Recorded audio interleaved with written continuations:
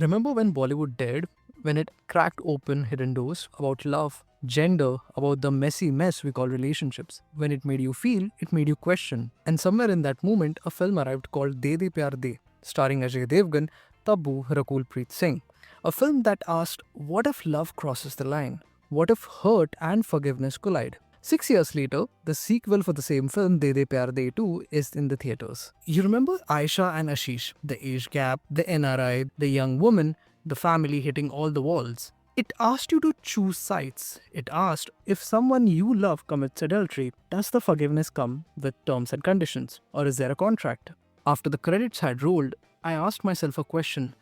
Would I forgive my partner for physically cheating on me with whom he was previously involved with? Then comes the deeper paradox. Why am I worried about this at all when I don't even have a partner? See, that's what the film does. It taps into something raw. De De Pyaar De 2 picks right after the events of the first film. Ashish, played by Devgan, has done the forging. Now, the spotlight flips on Aisha's family, becoming the battleground. The journey is supposed to be fresh. Older man versus protective father, tradition versus modern coupling, comedy plus family war. The film brings a fresh family face-off between love and logic. So now let's talk about what little works in this film and what truly doesn't. Ajay Devgn carries that steady weathered charm. He as Ashish once again proves why he's one of the Bollywood's most effortless performers. Ashish is a 51-year-old man. He has lived it all, but he's also exhausted. You can see the sense of, bro, I'm done with all this mental gymnastic vibe he has through the first 2 hours of this movie. And the film's duration is 2 hours 27 minutes. And after a point, you just relate to him. But the silver lining is that his character, like every other hero, suddenly goes through a hormonal uptick towards the end of the movie and wins the girl back and marries her. But that cliche is more bad character development and a scripting issue rather than Devgan issue. Let's talk about Rakul Preet Singh. She comes across as a tad more confident than the previous version of hers. But there are also moments where you do end up questioning the creative choices she makes. Rakul's emotional scene where she's hysterically crying, I couldn't help but wonder why her face isn't moving. That's a bit weird for someone who is playing a woman who is emotionally shattered.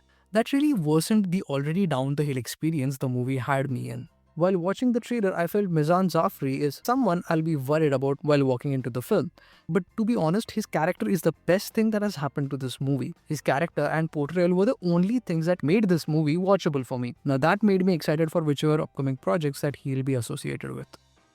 The concept of flipping the dynamic is interesting. The suitor is older, the father is younger, the tables are turned. That just alone raises the stake. But the cracks eventually start becoming more visible. Big ones. But again, it's the scripting that fails the movie on every level. It feels cliched. You sense the beat. Girl meets the guy, girl introduces him to her parents hate him, he leaves, comes back, gets married. The sequence is straight out of the rom-com mold we have seen over and over the years. The pacing for the first 2 hours of this film can be only defined as a weak drag.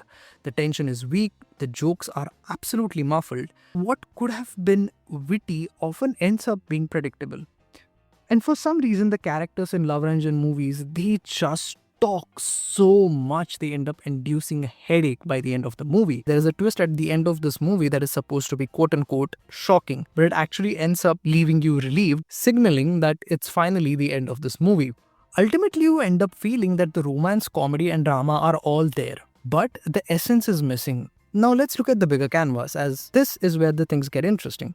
Because beneath the film's surface lies an idea that Bollywood once flirted with seriously, exploring human emotions, challenging societal norms, talking about adult relationship, about sex, about regret, about age, about parent-child fracturing. The original De De Pyaar De did have that courage. It dived head into the older man, younger woman taboo, societal reaction, moral grey zones.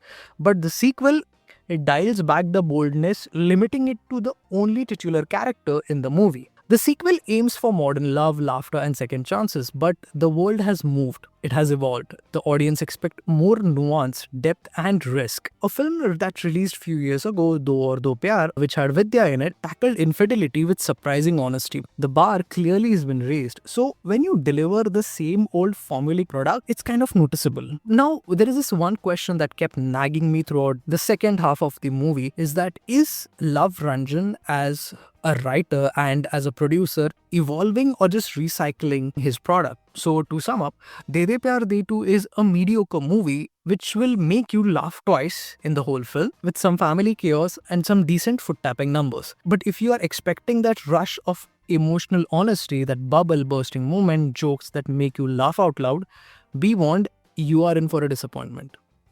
Considering this experience, I am going to rate De De Pyar De 2 5 on the scale of 1 to 10. Thanks for watching. If you like the video, hit that like button. And for more such videos, make sure that you subscribe to our channel and do not forget to hit that notification bell icon to keep up with the upcoming updates. Thank you so much for watching and hope you have a fantastic day ahead.